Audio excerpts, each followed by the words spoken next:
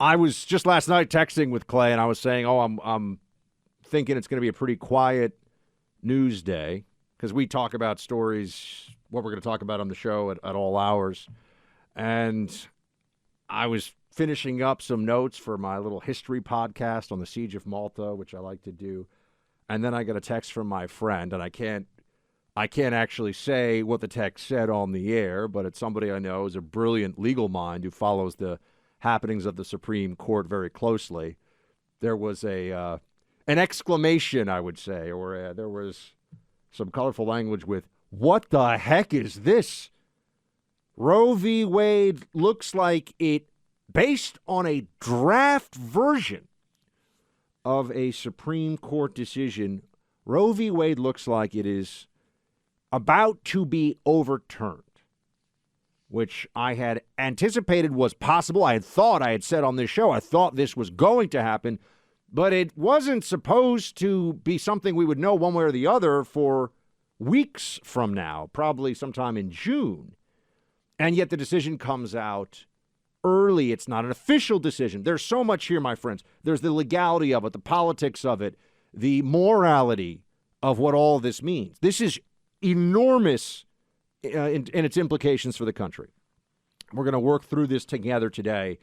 It could have a major impact on the midterm elections, could have a major impact on power in this country, which party will have it, what they do with it, and, of course, on life, on the fight for life, first and most importantly, that has been underway from the pro-life movement for decades now. This isn't the end of that fight, even if Roe v. Wade is overturned, as we all know. It just means that now we're on the political playing field instead of excluded from it by a disastrous Supreme Court decision, really a couple of Supreme Court decisions, Planned Parenthood v. Casey included, and Roe v. Wade. So we're going to talk to Shannon Bream of Fox News, Supreme Court reporter and top legal analyst over there. We'll talk to her coming up in a little bit about just the process issue here. A leak of what it may be, arguably, the biggest Supreme Court decision certainly of my lifetime. I mean, there's a few others that would be in the running, but probably the biggest one, if this comes down as it is Momentous. But you see, we're caught between these different emotions right now because on the one hand, we have a glimpse. Those who believe in life in this country, those who believe in the right of unborn babies to live, have a glimpse of a much better, brighter, more moral, ethical future for at least a lot of the country. It's not going to change the law, even if this decision comes down in meaningful ways in places like New York, where I live, and in California, but in other states, obviously, this could very well mean that the state legislatures have a free hand to write the laws, to legislate as they see fit on this issue, to protect life, to find what the exact codification would be of when an abortion would be possible or not possible at any phase except perhaps the life of the mother at risk. But that's all what the legislature would be left to do. But there's another huge issue. On the one hand, we glimpse ahead and see this future of a better, more just, more decent country, of a country that is righting one of the greatest historical wrongs, in fact, in this country, which is the abortion regime of the last 50 years. We are on the precipice, but we're not actually even at that phase yet because we don't know if this will stay. And that then brings me into the politics of this. A leaked Supreme Court decision. Why did this happen? Who did this? And to what purpose? Well, it seems pretty clear this was a leftist. There's no reason to leak this prematurely if you're somebody that is pro-life, a conservative, a constitutionalist. And we can talk more about I read the draft last night. I read the opinion. 5-4. By the way, Justice Roberts, a coward exactly as I had thought he would be and actually said he would be on this show on this issue. That's why I always thought it would be 5-4. stunning. Oh, it's the decency. He's always trying to protect the decency of the court. Really? Because the court's being undermined at its foundations by the leftists that he keeps protecting from their unconstitutional desires being taken away. He keeps defending. He keeps, he saves Obamacare, and he was willing to save, at least in part, the abortion regime, according to this draft. But the legal analysis of this for me, which, and as I said, we'll spend more time on this, but this is momentous. I mean, I have never lived in a non-Roe, non-Planned Parenthood v. Casey America. Right? I mean, there are some people who will recall what it was like before then, but I do not remember. I've never lived in a country where I didn't have leftists, including Planned Parenthood, running these horrible institutions that are taking life on a daily basis for convenience. They have all these euphemisms. Oh, it's for liberation. Oh, it's for equality. Oh, it's for due process. They actually pretend there's a due process component to terminating a pregnancy, to killing a baby. So the legality, the legal argumentation is actually not very complicated. I mean, you go into this, it's close to 100 pages, the decision.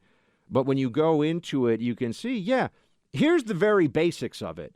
There's no constitutional right to abortion. This was a huge, monstrous lie, an obvious lie. There's not a good faith case that there is a constitutional right to abortion. If there is a constitutional right to abortion, I have a constitutional right to be flown to Mars by the taxpayer. It is just absurd. It does not make any sense. But that was what we were all told, right? That's what we went to school, we learned about this. They say, Roe v. Wade established a constitutional right to abortion. This not only did violence to tens of millions of unborn babies, but this did violence to the very concept of law itself. One of the ugliest decisions in the history of the Supreme Court, one of the most clearly wrongly decided in the history of the Supreme Court. So the legality of it, we could spend some time. I'll pull a few of the excerpts for you today. I was up late last night taking notes on it. But you know the analysis, all of you listening across the country. It's really rather clear. There is no wording of the Constitution. There is no understanding of the English language, of English common law, of U.S. history, of basic ethics. There's no understanding that you could actually apply to our legal regime before Roe v. Wade and come away saying, you know what, there's a constitutional right to abortion. Constitutional right. This was always flimsy. Leftists who are honest, even leftists, some of them legal scholars who are very in favor of abortion as a practice, they think it's important for women to be able to do this. Some have been saying, I even studied under one in college, a leftist.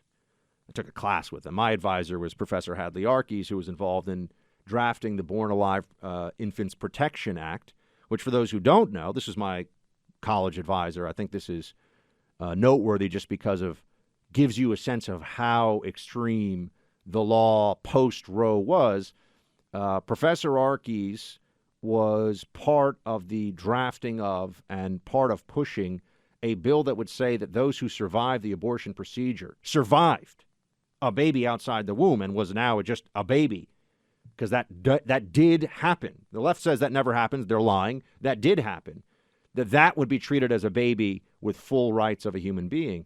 That had to be passed as a law. By the way, when Obama was in the state legislature in Chicago, he opposed the state companion bill to that. To give you a sense of where a good leftist like Obama stands on those issues.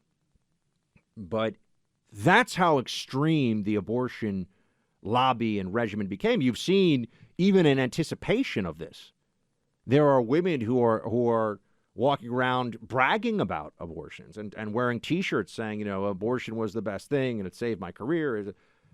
It's horrifying. I mean, it's ghoulish. And it's deeply wrong. It's also so deeply sad. And it's sad that as a country we have been put through this. On so many levels. It has all along eroded faith in the true rule of law because it was absurd, because it was outrageous that this was considered a constitutional right. We're not all imbeciles. They can do as many word games as they want, and it's the penumbras and the privacy and the due process clause. It was all just dishonest lawyering from a movement that really started to embrace, as you see, the demonic.